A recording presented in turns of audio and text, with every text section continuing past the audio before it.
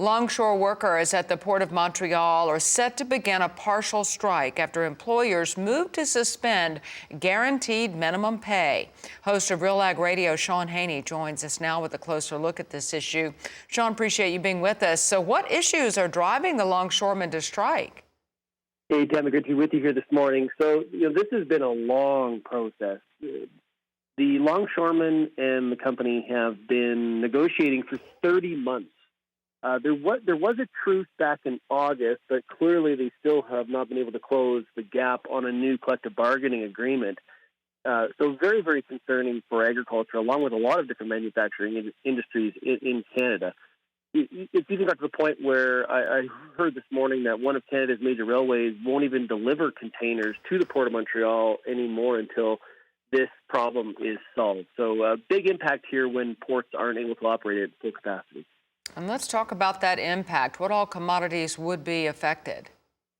Yeah, so remember that this is a partial strike. They haven't gone on a full strike yet, but even though it's partial, this morning I was talking to Greg Northey from Pulse Canada, and he was telling me that sometimes in the case of a partial strike, the impact is just as great when it comes to how commodities like agriculture would be impacted. So, of course, anything going out in a container is really moving a lot through the Port of Montreal. So things like pulses from Western Canada, IP soybeans from Eastern Canada.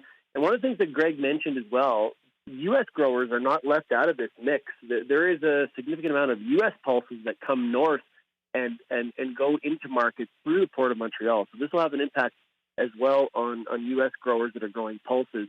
And all of this is happening on top of the current shortage of all of this is happening on the current shortage of 20-foot containers globally. And don't forget, the Suez Canal blockage wasn't that long ago. So it's been a really, really challenging time here for people trying to ship and export products. Gosh, definitely has. So now have groups pushed for the federal government to intervene to end the strike? Yes, absolutely. So yesterday, the Canadian Manufacturers and Exporters, the CME, put out a press release talking about how they are urging the federal government to intervene.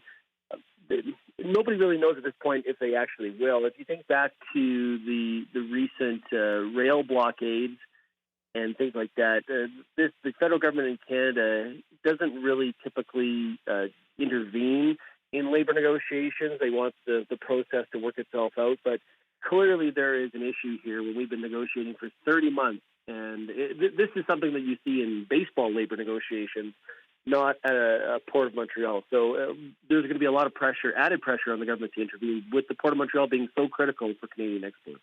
Yeah, unbelievable. 2.5 years that's been ongoing. So that's host of Real Ag Radio, Shaun Haney.